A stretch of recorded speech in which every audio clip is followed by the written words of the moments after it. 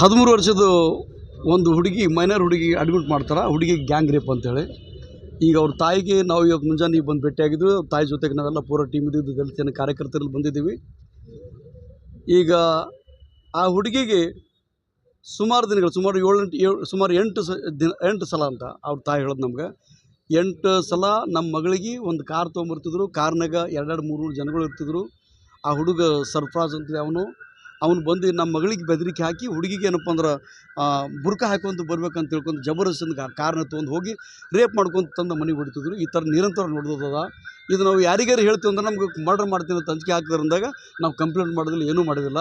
ಈ ನಿನ್ನೆ 4 ದಿನ ಹಿಂದ್ಗಡೆ ನಮ್ಮ ಮಗಳಿಗೆ ಮತ್ತೆ ತೊಗೊಂಡೋಗಿ ರೇಪ್ ಮಾಡಿಬಿಟ್ರೆ ಮಗಳು ಹೆಲ್ತ್ ಖರಾಬ್ ಆಗೋದು ಬಂದಿದ್ದರಿಂದ ನಿನ್ನೆ ಬೇರೆ ಹಾಸ್ಪಿಟ್ಲ್ ತೋರಿಸ್ಕೊಂಡ್ಬಿಟ್ಟಿದ್ವಿ. ಕಂಡೀಷನ್ ಖರಾಬ್ ಆದ್ರೆ ಇಲ್ಲಿ ನಾವು ಗುಲ್ಬರ್ಗ KBN ತಂದು ಅಡ್ಮಿಟ್ ಮಾಡಿದ್ವಿ. ಈಗ ಮಧ್ಯಾಹ್ನ 3:30 ನಾವು ಬಂದ ನಂತರ ನಮ್ಗೆ ಹುಡುಗಿ ಡೆತ್ ಅಂತ ಗೊತ್ತಾಯ್ತಿದ್ದಾರೆ. ನಿನ್ನೆ ರಾತ್ರಿ 12 ಗಂಟೆ ಇಂಥ ಸೀರಿಯಸ್ ಕೇಸ್ ಆಗಿದ್ದಲ್ಲ ಗುಲ್ಬರ್ಗ ಸಿಟಿ ಒಳಗೆ. ಇದು ಅತ್ಯಂತ ಭಯಾನಕ 13 ವರ್ಷದ ಮಗಳಿಗೆ ಗ್ಯಾಂಗ್ ರೇಪ್ ಆಗ್ತದೆ. ನಿಮಗೆ ಪೊಲೀಸ್ ಡಿಪಾರ್ಟ್ಮೆಂಟ್ದವ್ರಿಗೆ ಹಾಸ್ಪಿಟ್ಲ್ ಕಡೆ ಇಮಿಡಿಯೇಟ್ MLC ರಿಸೀವ್ ಆಗ್ತದೆ. ಮೆಡಿಕಲ್ ಲೀಗಲ್ ಕೇಸ್ ಬಂದದ ನಮ್ಮಲ್ಲಿ ಯಾರೋ ಪೊಲೀಸ್ ಕಳಿಸಿ ಅಂತೀವಿ. ಪ್ರತಿ ಹಾಸ್ಪಿಟ್ಲ್ ಒಬ್ಬರು ಪೊಲೀಸ್ ಇಟ್ಟಿರ್ತೀರಿ ನೀವೆಲ್ಲ. ಇವರು ಇವತ್ತು ಮುಂಜಾನೆ ಇವರಿಗೆ MLC ರಿಸೀವ್ ಆಗ್ತಂತ 7 ಗಂಟೆಗೆ MLC ರಿಸೀವ್ ಆಗ್ತಂತ ಗುಲ್ಬರ್ಗ DC ಬಂದು ನಮಗೆ ಕೇಳ್ತಾರಲ್ಲ. ಆ ಹುಡುಗಿ ತಾಯಿ ಏನಪ್ಪ ಅಂದ್ರೆ ಅಳ್ಕೋತ ಕುಂತೋದಲ್ಲಿ ಪೊಲೀಸ್ ಡಿಪಾರ್ಟ್ಮೆಂಟ್ ಇನ್ನೂ ಗೊತ್ತಿಲ್ಲ ಅವರಿಗೆ. 7 ಗಂಟೆ ಮೆಸೇಜ್ ಗೊತ್ತಾಗ್ತೀರಿ ನಾವು ಬಂದಿದ್ದೀವಿ ರೀ, ಒಬ್ಬ ಶಕೂರ್ ಮಾಡಿದ್ವಿ ಅಂತ ಹೇಳ್ಕೊಂಡು ಆ ಹುಡುಗಿ ತಾಯಿ ಹೇಳ್ತಿರ್ತಾರೆ. ಕಾರ್ ತೊಗೊಂಬರ್ತಿದ್ರು ರೆಗ್ಯುಲರ್ ಆಗಿ ಬುರ್ಕ ಹಾಕೊಂತ ಬಾ ಅಂತೇಳಿ. ಆ ಹುಡುಗಿ ಅಂಜಿಸಿ ಬುರ್ಕ ಹಾಕೊಂಡು ಹೋಗ್ತಿದ್ರಲ್ಲ, ನೀವು ಯಾಕೆ ಕಾರ್ ಸೀಸ್ ಮಾಡಿಲ್ಲ? ಆ ಹುಡುಗನ ಸಂಗಡ 3-4 ಜನಗಳು ಪದೇ ಬರ್ತಿರೋಂಥ ಕಾರ್ನಾಗ ಇರ್ತಿರೋದು. ಅವ್ರು ಯಾರು 4 ಜನ ಅವ್ರು ಯಾಕೆ ಅರೆಸ್ಟ್ ಮಾಡಿಲ್ಲ? ಪೊಲೀಸರು ಯಾಕೆ ಅರೆಸ್ಟ್ ಮಾಡಲಿಲ್ಲ? ಮತ್ತು ರಾತ್ರಿ 12 ಗಂಟೆಗೆ ಇಂಥ ಬರ್ಬರವಾದ ಕೃತ್ಯ ಗುಲ್ಬರ್ಗ ನಗರದಾಗ ಒಬ್ಬ ಲೇಡಿ DCP ಗುಲ್ಬರ್ಗ ಇದ್ದಿರು. ನೀವು ಯಾಕೆ ರಾತ್ರಿ 12 ಗಂಟೆ ಇಮಿಡಿಯೇಟ್ ಅಡ್ಮಿಟ್ ಆದ ತಕ್ಷಣ ಯಾಕೆ ಬಂದು ಹುಡುಗಿ ವಿಚಾರಣೆ ಮಾಡಲಿಲ್ಲ? ಅಥವಾ ಅದು ಆಗಿತ್ತಂದ್ರೆ ಹುಡುಗಿ ರಾತ್ರಿ ಬಂದು ಡಾಕ್ಟರ್ ನೋಡಿ ವಿಚಾರಣೆ ಮಾಡ್ಬೋದಾಗಿತ್ತಲ್ಲ. ಏನು ಕಂಡೀಷನ್ ಮಗಳಿಗೆ ಅಂತೇಳಿ ಮುಂಜಾನೆ ಬಂದು ನೋಡೋಗಿತ್ತಲ್ಲ. ನಾವು ದಲಿತ ಜನ ಕಾರ್ಯಕರ್ತರು ಯಾವಾಗ KBN ಹಾಸ್ಪಿಟ್ಲಿಗೆ ಬಂದಿರ್ತೀವಿ ಅಂದಾಗ ಇಲ್ಲಿ ಚಂದ್ರಶೇಖರ್ ಸೀನಿಯರ್ DC ACP ಅವರು ಈ ನಮ್ಮ ಎದುರಿಗೆ DCP ಫೋನ್ ಮಾಡಿದಾಗ ಈಗ ಬರ್ತಾರೆ DCP 3:30 ಸುಮಾರಿಗೆ 3-4 ಗಂಟೆಗೆ. ನೀವು ಜೀವಂತದ ಬರ್ಬೋದು, ಬಂದು ನೋಡ್ಬೋದಾಗಿತ್ತಲ್ಲ. ಮಗುವಿಗೆ ಏನಂತ ಯಾರು ಕೇಳ್ಬೋದು, ಕೋಶಿಶ್ ಮಾಡ್ಬೋದಾಗಿತ್ತಲ್ಲ. ಅಥವಾ ತಾಯಿ ಕೇಳ್ಬೋದಾಗಿತ್ತಲ್ಲ. ಏನಾಗಿದೆ ಹತ್ತಿ ಯಾರೊಬ್ಬರು ಕೇಳಿಲ್ಲ. ಆ ಹುಡುಗಿ ತಾಯಿಗೆ ಏನು ಇನ್ಸಿಡೆಂಟ್ ಒಬ್ಬರು ಕೇಳಿ, ಇನ್ನೊಂದು ಒಬ್ಬರು ಕೇಳಿಲ್ಲ. ಆ ಇನ್ಸ್ಪೆಕ್ಟ್ರಿಗೆ ಫೋನ್ ಮಾಡಕತ್ತು, ಹುಡುಗಿ ಸತ್ತಂತಲ್ಲ, ಹೌದಲ್ರಿ ಅದು ಮಾತಾಡ್ತಾರೆ ಇನ್ಸ್ಪೆಕ್ಟರ್ ಅಂತ. ಇಂಥ ಬೇಜವಾಬ್ದಾರಿ ನಾವೇನು ಈ ಹಿಂದೆ ಏನು ಮಾಡ್ತಿದ್ವಿ, ಸ್ಟ್ರೈಕ್ ಮಾಡ್ತಿದ್ವಿ. ಬೇಟಿ ಬಚಾವ್ ಬೇಟಿ ಪಡಾವ್ ಅಂತಿತ್ತು BJP ಸರ್ಕಾರದಾಗ. ಎಲ್ಲ ಹೆಣ್ಮಕ್ಳು ಸುರಕ್ಷತೆ ಇಲ್ಲ, ರಕ್ಷಣೆ ಇಲ್ಲ ಅಂತ ಹೇಳ್ತೀವಿ. ಏನದ ಯಾವ ಸರ್ಕಾರ ಕರ್ನಾಟಕದೊಳಗೆ? ಯಾವ ಪೊಲೀಸರದಿರಲಿ, ಯಾರಿಗೆ ಕೆಲಸ ಮಾಡ್ಕೊತಿದ್ರು ನಾವು?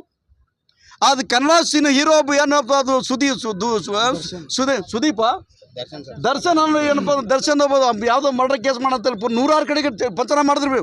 ಒಂದಂತಾಗ ಎಲ್ಲ ಹೇಳ್ಬೇಕಲ್ಲ ಹೋಗಲ್ಲ ಚಾಕಲು ಹೋಗಿ ಬಂದಿರಿ. ರಾತ್ರಿ 12 ಗಂಟೆ ಅಂತ ಈಗಿನ ತನಕ ಇನ್ನೂ ಅರೆಸ್ಟ್ ಮಾಡ್ತೀವಿ. ನೋಡ್ತೀವಿ ಹುಡುಗಿಗೆ ಒಯ್ದು ಕಾರ್ಯ ಅಲ್ಲ. ಅದನ್ನು ಯಾಕೆ ಸೀಸ್ ಮಾಡಲಿ ಗುಲ್ಬರ್ಗ ಪೊಲೀಸರು? ಇನ್ನೂ 3-4 ಜನ ಇದ್ದಾರಲ್ಲ ಅವ್ರಿಗೆ ಯಾಕೆ ಅವ್ರಿಗೆ ಅರೆಸ್ಟ್ ಮಾಡಲಿ ಪೊಲೀಸರು? ಎನ್ಕ್ವೈರಿ ಮಾಡ್ತೀವಿ. ಯಾಕೆ ಎನ್ಕ್ವೈರಿ ಮಾಡ್ತೀರಿ ನೀವೆಲ್ಲ? ಇದು ಬೇಜವಾಬ್ದಾರಿ. BJP ಸರ್ಕಾರ ಆದ್ರೂ ಕಾಂಗ್ರೆಸ್ ಸರ್ಕಾರ ಆದ್ರೂ ಬಡವರು ಯಾವುದೇ ನೀವು ಬಡವರು ಯಾವುದೇ ಕಾನೂನು ರಕ್ಷಣೆ ಎಲ್ಲ ಮನಸ್ಸು ಬಿಡಲ್ಲ. ಸಾಯ್ಬೇಕಾಗ್ತಿರ್ತಲ್ಲ. ಹೆಸರಿಗೆ ಪೊಲಿಟಿಕಲ್ ಆಗಿ BJP ಸರ್ಕಾರ में ऐसा हो गया, ಕಾಂಗ್ರೆಸ್ ಸರ್ಕಾರ में ऐसा सब ನಾಟಕ.